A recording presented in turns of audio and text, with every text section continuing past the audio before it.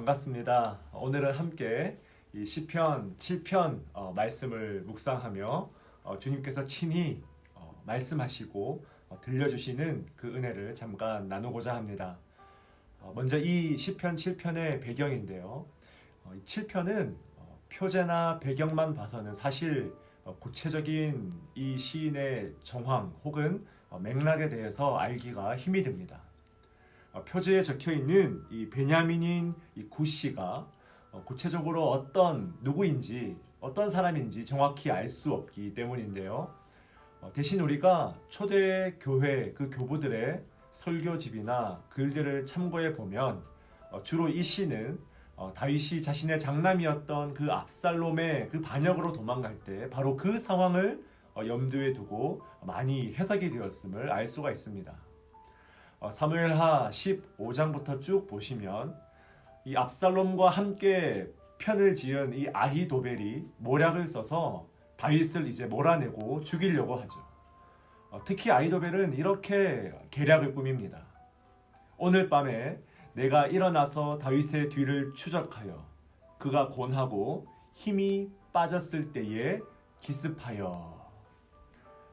자, 바로 이런 상황에서 다윗의 입술을 통해서 이 시가 처음 만들어졌다는 거예요. 시편 7편 1절 말씀 보니까 이렇게 시가 시작되죠. 여호와여, 여호와 내 하나님이여, 내가 주께 피하오니 나를 쫓아오는 모든 자들에게서 나를 구원하여 내소서. 아멘. 이 시의 맥락이 정확하게 이해가 되죠. 나를 쫓아오는 모든 자들. 지금 압살롬을 비롯해서 뭡니까? 아히도벨의 그 계략. 여러분, 내가 그토록 믿고 의지했던 자들에게 배신당하고 반역당해서 지금 이 처절하게 쫓기는 그 다윗의 심정을 한번 상상해 보십시오. 그런데 다윗이 누구에게 피한다고요? 내가 주께 피하오니. 지난 시편 2편과 시편 5편에서 시인이 어떻게 노래했는지 혹시 기억나십니까? 여호와께 피하는 모든 사람은 복이 있도다. 비록 쫓기고 급하고 지금 도망가는 환경 속에 있지만 여호와께 피하는 그 사람이 복이 있음을 지금 다윗이 우리에게 아주 중요한 삶의 예시로 보여준다는 것입니다. 실제로 사무엘하 이야기를 잠깐 보면요, 다윗 편에도 의지할 만한 인력이 충분히 있었습니다. 대표적으로 후세라는 인물이 있었죠. 결국 후세의 이 계략으로 인해서 다윗이 그 위기를 여러분 모면하지 않습니까? 그런데 사무엘하 17장 14절에 보면요, 아주 중요한 말씀이 있습니다. 제가 한번 읽어드릴게요. 압살롬과 온 이스라엘 사람들이 이르되 아렉 사람 후세의 계략은 아히도벨의 계략보다 낫다 하니 이는 여호와께서 압살롬에게 화를 내리려 하사 아히도벨의 좋은 계략을 물리치라고 명령하셨음이더라. 아멘. 지금 이 말씀이 뭐라고 지금 가르치고 있습니까? 이는 여호와께서 비록 후세가 전략을 잘 짜고 계획을 잘 짰다 할지라도 그럼에도 불구하고 뭡니까? 이는 하나님께서 지금 배후에서 이 모든 일을 주관하시고 간섭하고 계셨다는 거예요. 믿으십니까? 다윗은요, 철저하게 이런 하나님 중심의 신학적인 감각이 자신의 삶 속에서 작동했다는 거예요. 다윗은 후세에게 피하지 않았습니다. 어떤 인간적인 계략을, 그 카드를 꺼내 들지 않았다는 거예요. 위기의 순간에 다급한 마음에 돌아가지 않았다는 거죠. 오직 나의 피난처는 누구다? 하나님이시다. 내가 주께 피하오니. 사랑하는 여러분, 이것이 바로 힘들고 어려운 순간에 내 마음이 약해져 어떤 인간적인 수단이나 편리한 방법, 빠른 방법, 내가 주님께 직접 무릎 꿇지 않고도 해결할 수 있는 방법에 나도 모르게 손이 가고 의지하고 싶을 때 우리가 새겨들어야 되는 말씀이라는 거예요. 여러분, 우리 삶 가운데 벌어지는 모든 어려운 일은요, 하나님의 초청장임을 기억하시기 바랍니다. 여호와여, 내가 주께 비하오니.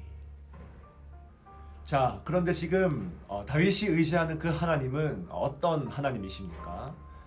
오늘 이 시편을 처음부터 자세하게 한번 읽어보십시오. 집중해서 하나님에 대해서 어떤 그림이 그려지십니까? 6절 말씀을 보니까 여호와여 진노로 일어나사. 하나님은 진노로 일어나시는 분이세요. 9절 말씀에도 보니까 의로우신 하나님이 사람의 마음과 양심을 감찰하신다. 감찰하시는 분이세요. 11절에도 뭡니까? 의로우신 재판장 되시며 매일 분노하시는 하나님이세요. 심지어 12절, 13절 말씀 보면 회개하지 않는 사람을 향한 공격 무기도 등장하죠. 칼과 활과 죽일 도구, 또 화살과 불까지. 그러니까 지금 이 기도를 종합해 보면요, 다윗은 지금 어떤 하나님을 깊이 묵상하고 있습니까? 정의로 다스리시는 하나님, 한없이 사랑하고 품어주시는 하나님뿐만 아니라 정의로 이 세상을 다스리시는 하나님. 하나님의 정의에 대한 그 감각을 놓치지 않으려고 지금 다윗이 몸부림치며 그 힘든 순간에 그 하나님을 묵상하고 있다는 거예요. 여러분, 질문 하나 드려볼까요? 왜 다윗이 이런 기도를 할까요? 사랑하는 여러분, 하나님의 정의를 상실할 때 우리는 나도 모르게 정의롭지 않은 방법을 은근슬쩍 기대하게 된다는 거예요. 하나님의 정의에 대한 이 영적인 감각을 상실하면요, 정의롭지 못한 수단을 내심 갈망하게 돼요. 은근히 바라게 된다는 거예요. 다윗은 지금 철저하게 이것을 경계하고 있다는 것입니다. 사울에게 쫓기던 시절 그는 마음만 먹으며 사울 왕을 죽이고 직접 왕이 될 수 있는 기회가 있었어요. 아니, 어쩌면 모든 사람들이 다윗에게 제발 그래 주기를 기대했는지도 모르겠어요. 그러나 뭡니까? 다윗에게는 이 정의에 대한 감각이 있었다는 거예요. 하나님의 방법이 아닌 쉬운 길은 쳐다보지도 않는 거예요. 지금도 마찬가지죠. 압살롬과 아히도벨에게 쫓기는 이 맥락도 다윗은 의로우신 하나님을 깊이 묵상해요. 내가 내 손에 피를 묻히지 않아도, 불의한 방법을 기대하지 않아도, 굳이 비열하게 애쓰지 않아도 의로우신 하나님께서 일하실 것이라는 바로 그 믿음, 하나님의 정의에 대한 그 영적인 감각을 다윗은 끝까지 붙들었다는 거예요. 사랑하는 여러분, 저는 이 시편 7편이야말로 오늘 이 시대의 그리스도인들이 회복해야 될 영적인 감각이라고 믿습니다.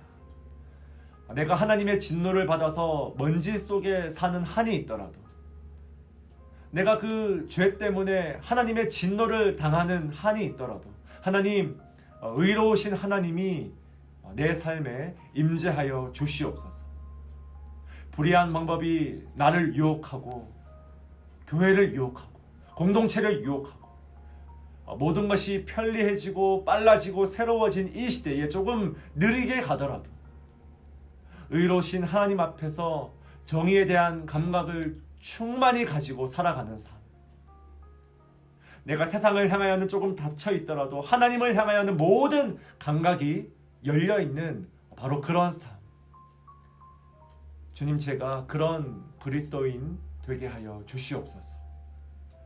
오늘 하루 시편 7편을 깊이 묵상하시면서 이렇게 함께 기도하시는 저와 여러분 될 수 있길 주님의 이름으로 축원드립니다. 우리 함께 기도하시며 나아갑시다.